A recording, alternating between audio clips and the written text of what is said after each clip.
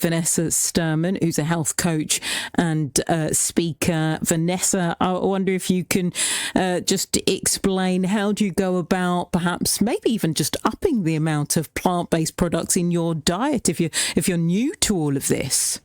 Yeah, so I think a really important place to start is remembering that plants doesn't just mean eating greens. You know, that wouldn't be very interesting. And sometimes people think it must be quite boring.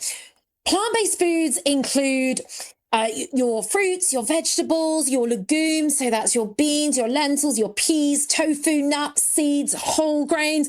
It does also include cake and unhealthy things. You can make anything plant-based. So that's the thing as well. It doesn't have to be boring.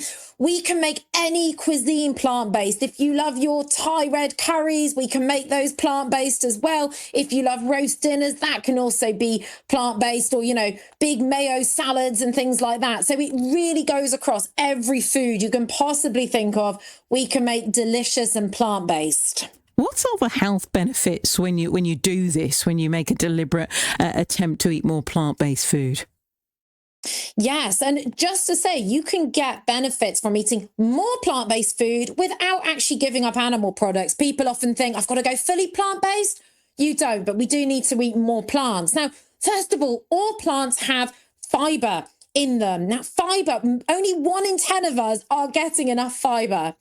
Fiber is fantastic for filling us up, so it can help us maintain a healthy weight. It keeps the colon healthy. It helps prevent disease. Building in all of these foods will be really helpful for helping to prevent those lifestyle diseases. Fiber feeds our good gut bacteria. You know, everyone's obsessed with gut health, but we forget what our good gut bacteria actually eat, and they eat fiber.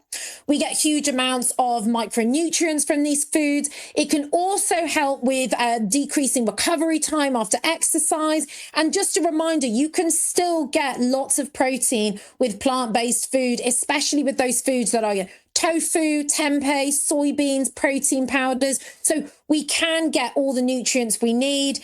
Supplements will still be helpful as well. I think that's important to remember, and that can be on any nutrition as well. But there are so many benefits from eating more plants. Finally, I wonder if we can chat about, the purpose of doing this. How does it help the environment? Yeah, so animal agriculture has a huge strain on our environment. And it was actually David Attenborough who recently pointed out that if we move to a more plant-forward way of eating, we would free up about 3/4 of the land we currently use for agriculture.